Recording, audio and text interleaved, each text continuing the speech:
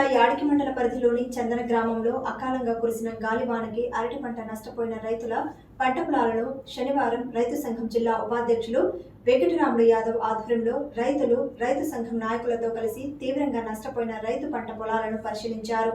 అకాల గాలివానకి మండల వ్యాప్తంగా అరటి పంటతో పాటు పలు పంటలు తీవ్రంగా నష్టపోయిన రైతులను ప్రభుత్వం ఆదుకోవాలని వెంకటరాముడు యాదవ్ డిమాండ్ చేశారు. ఈ కార్యక్రమంలో రైతు సంఘం నియోజకవర్గ అధ్యక్ష కార్యదర్శులు ఓబిరెడ్డి, ఆదినారాయణ యాదవ్, రైతు సంఘం సీనియర్ నాయకులు శ్రీరాములు, సిపిఐ సీనియర్ నాయకులు గరడి శివన్న, బండారు రాఘవ, పట్టణ కార్యదర్శి చినకుల్లారెడ్డి, చంద్ర సిపిఐ శాఖ కార్యదర్శి సూరప్ప, వెంకటస్వామి, వెంకటరమణ తదితరులు పాల్గొన్నారు.